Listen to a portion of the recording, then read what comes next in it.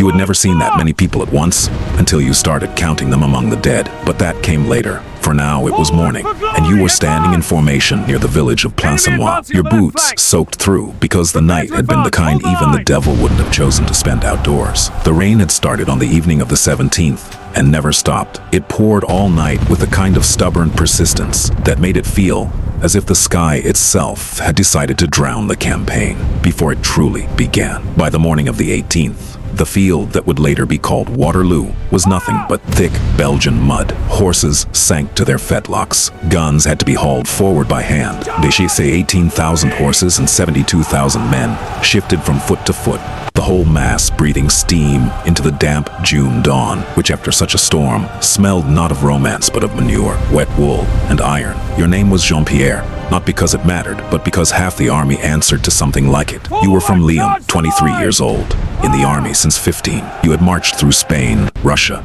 Dresden, and the 100 Days. The return when he came from Elba with 1,000 men, and in 20 days reached Paris because marshals sent regiments against him, and those regiments crossed over with music and tears. You cried then too, no shame in it. Everyone did, because it was Napoleon, and you loved him the way men love someone who dragged them out of the gutter and gave them a reason to live. Purpose, a good word for a boy from a poor quarter who at 15 was nobody, and by 23 was a sergeant with 3 campaigns behind him and a medal on his chest. The army wasn't about patriotism. Don't lie to yourself. It was a meal a day, comrades who wouldn't leave you behind, and a general who knew your face. Napoleon knew faces, not a legend, a fact. He could walk past the ranks, call you by name, ask about the wound you took at Dresden, joke about your accent. After that, you would follow him anywhere, even to hell, and you had, more than once. But on the 18th, hell started later than usual. That's what irritated you from the morning on. The delay. Napoleon had wanted to attack at 9. They began at 11:30, 2.5 hours, because the mud made it impossible to move the artillery, because the ground had to dry enough for cannonballs to ricochet instead of burying themselves in clay. 2.5 hours. Wellington used to solidify his positions along the ridge of Mont Saint-Jean. 2.5 hours that allowed Blücher and his Prussians to draw closer. 2.5 hours that would cost everything. You understood that later. At the time, you just waited and thought about a breakfast that never came. No need to explain the English. You knew them well enough. Aloof, cold, with that habit of looking through you as though you were not a man, but an obstacle on their way to India. Wellington never hid the fact that he regarded the French as something like a climatic inconvenience to be managed. The Iron Duke. Of course, you had seen his men at Salamanca. They could stand, that was true, hold a line and fire on command, but without their squares, without their ridges and hedges, without the Belgian mud that swallowed half your morning. Let's see how they would have held in open ground against French cavalry at full gallop. They wouldn't have. But Wellington wasn't a fool. He never fought in open ground if a stone wall would do. Pussy, hiding better than anyone else in Europe. That, apparently, earned a dukedom. At 11:30, the artillery spoke, and the earth beneath your feet changed. 80 French guns weren't a sound. They were pressure against your chest, air turning dense and hostile. You were in reserve at Plancenoit, waiting. Smoke came before movement. White bursts over the ridge, then a gray curtain swallowing the space between the armies. Around noon, a cannonball found your line, tore down the rank, and you heard the sound that never leaves you, a dull, wet impact, then a scream cut short. 3 men, 3 for a single shot. You stared at the back of the man in front of you and thought about the tear in his coat. From Ligny, he kept meaning to mend. Ligny had been 2 days earlier. On the 16th, Napoleon beat Blücher, 18,000 Prussians killed or wounded. Blücher himself nearly crushed under his horse. And here was the moment historians would dissect for the next 2 centuries. Marshal Grouchy, with 30,000 men, was ordered to pursue the Prussians and prevent them from joining Wellington. Grouchy pursued, conscientiously, methodically, in the wrong direction. While he chased the ghost of a broken army, Blücher turned his columns toward Waterloo, 70,000 men, moving toward the French right flank. And either the reports never came, or they came and were misplaced, or they came and Napoleon dismissed them. Many versions, one outcome. Around 4 in the afternoon, you heard cannon from the east, and everyone understood. Until then, the battle had unfolded as expected. The attack on Hougoumont, Wellington's right, began at 11:30 and immediately went wrong. It was meant as a diversion, a few battalions, some noise to pull British reserves to the right. Instead, 12,000 French soldiers were drawn into the assault on stone walls that held all day. In 12,000 for a farm with a garden and chapel. There was the famous gate incident. Lieutenant Legros, nicknamed the Smasher, hacked the gate with an axe and burst inside with a handful of men. The gates were closed behind them. Everyone who entered was killed in the courtyard except a drummer boy, Hougomont held. Around 1 o'clock came the main assault. On the center, d'Erlon's corps, 16,000 infantry in 4 massive columns. They climbed under fire, reached the crest, and were met by British cavalry, Ponsonby's brigade, 2,000 riders at full gallop. The French infantry faltered. The cavalry broke through, reached the guns, shattered carriages, cut down crews. Then, French cavalry counterattacked, and the British lost half their brigade, Ponsonby among them. His horse bogged in the mud. He was killed by lancers, found later with 7 wounds. Waterloo offered no elegant deaths. After 2 o'clock, Marshal Ney, the bravest of the brave, and at times during this campaign, a man whose decisions made you wonder if he had lost his senses, led a cavalry charge against the British center.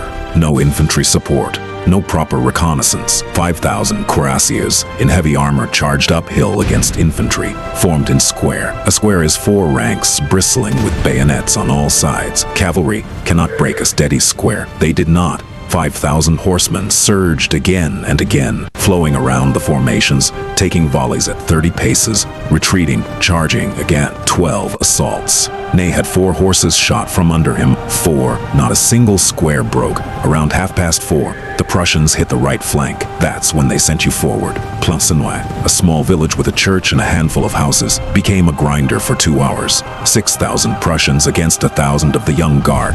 Then another 1,000 reinforcing. The village changed hands more than once, firing from windows, from behind fences, from the bell tower. Every house its own fight. You entered a stranger's home through a splintered door. It was dark, smelled of someone else's cooking and powder smoke. Maurice from Rouen 21 shouted beside you and fired through a doorway. Then Maurice stopped shouting. You didn't look. No time. Around 6, Napoleon played his last card. The Old Guard, untouched all day. 8 battalions, 6,000 veterans of a dozen campaigns, men with mustaches and medals, whom Napoleon called my grenadiers. The Guard had never retreated, not a myth, a fact that kept the army believing that as long as the Guard stood, nothing was finished. They advanced around 7 in the evening, and they fell back. When that was seen, it was over. The cry moved through the lines first, as rumor, then as a wave. The Guard is retreating, and the French army, stretched to its limit all day, lost the one thing holding it together. Not morale, that had burned out hours earlier.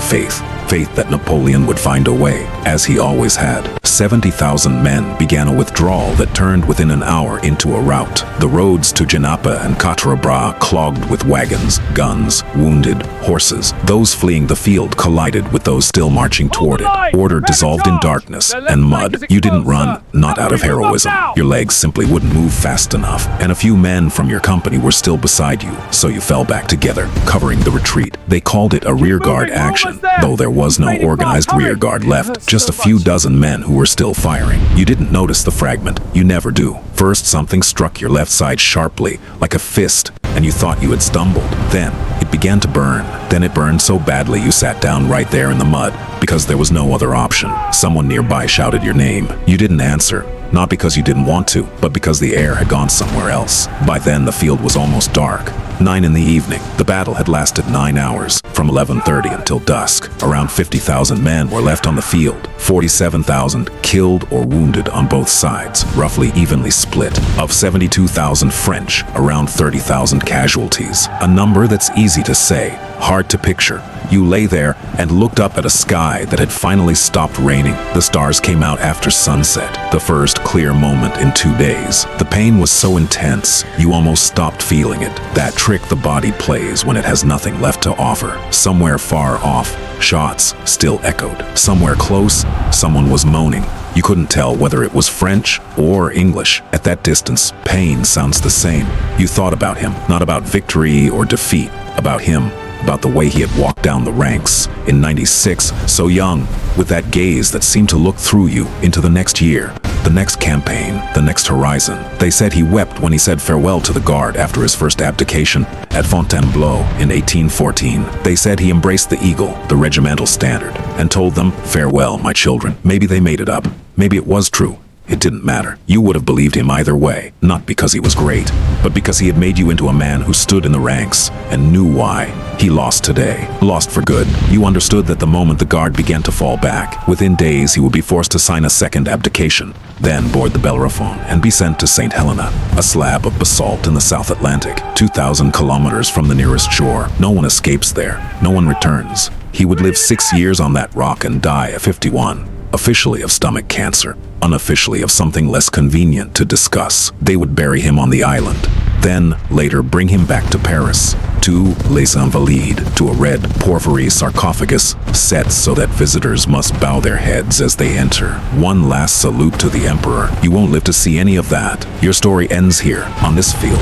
at 9 in the evening on June 18th, 1815, a few kilometers from Brussels, whose citizens will be curious enough tomorrow to come and look. They will come, that's true. The people of Brussels will treat it like an attraction. They'll walk among the bodies, pick up souvenirs. Someone will take your medal. A few years later, someone will build a mound where the British stood, heap earth from the field on top of it so that the terrain shifts slightly, and historians will argue about where exactly the squares had formed. This is Belgium. They know how to build monuments. The pain grows quieter. That's a bad sign. You know what it means when pain fades on its own. Strangely, you're not afraid. Maybe because fear requires energy you no longer have. Maybe because 23 is both a great deal and not nearly enough. And you're so tired that death feels more like a solution than a problem. Or closer to the truth. Because you were part of something larger than yourself. And that something has just ended. And dying with an era is less frightening than dying in the middle of it without meaning. You fought at Wagram, at Borodino, at Dresden, at Ligny. You marched through Russia. 500,000 went in, 100,000 came out, and you were among those 100,000. You returned from Elba with him. You were at Waterloo. No one else left in your company can claim that list. Most of your company aren't left at all. The stars over Waterloo are bright, cold, indifferent, like European politics over the past 20 years. You look at them and think of the general, not the emperor with crowns and decrees. The general who walked the ranks in 96 and looked at you as if he knew you wouldn't fail him. You didn't. 18 years. Not once. Thank you, General. The field grows quiet. In the darkness, it almost looks beautiful.